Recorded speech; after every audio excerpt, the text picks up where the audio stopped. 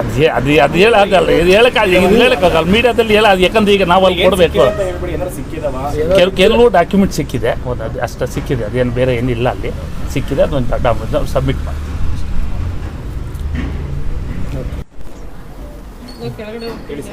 K ಮಂಜುನಾಥ್ರವ್ರ ವಿರುದ್ಧ ಒಂದು ಅಧಿಕೃತವಾಗಿ ದೂರು ಬಂದಿದ್ದು, ಬಡ್ಡಿ ವ್ಯವಹಾರ ಮಾಡ್ತಾಯಿದ್ದಾರಂತ.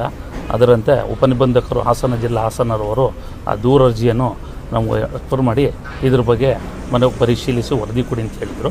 ಆ ಕಾರಣಕ್ಕೋಸ್ಕರ ಇವತ್ತು ಭೇಟಿ ಮಾಡಿದ್ದೀವಿ.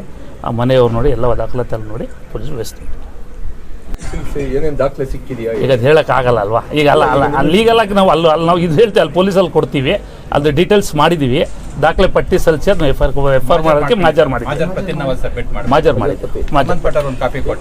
ಸ್ಟೇಷನ್ ಒಂದು ಕಾಪಿ ಕೊಟ್ಬಿಟ್ಟು ಡಿಪಾರ್ಟ್ಮೆಂಟ್ಗೆ ವರದಿ ಮಾಡಿ. ಅದು ಹೇಳೋದಲ್ಲ, ಇದು ಹೇಳೋಕ್ಕಾಗಲ್ಲ ಮೀಡಿಯಾದಲ್ಲಿ ಅದು, ಯಾಕಂದ್ರೆ ಈಗ ನಾವು ಅಲ್ಲಿ ಕೊಡಬೇಕು.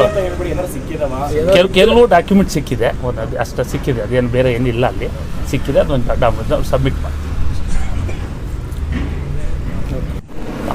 ಅದು ಹೇಳೋದಲ್ಲ, ಇದು ಹೇಳೋಕ್ಕಾಗಲ್ಲ ಮೀಡಿಯಾದಲ್ಲಿ ಅದು, ಯಾಕಂದ್ರೆ ಈಗ ನಾವು ಅಲ್ಲಿ ಕೊಡಬೇಕು. ಕೆಲವು ಡಾಕ್ಯುಮೆಂಟ್ ಸಿಕ್ಕಿದೆ, ಅದು ಅಷ್ಟು ಸಿಕ್ಕಿದೆ, ಅದೇನು ಬೇರೆ ಏನಿಲ್ಲ ಅಲ್ಲಿ ಸಿಕ್ಕಿದೆ, ಅದೊಂದು ಸಬ್ಮಿಟ್ ಮಾಡಿ.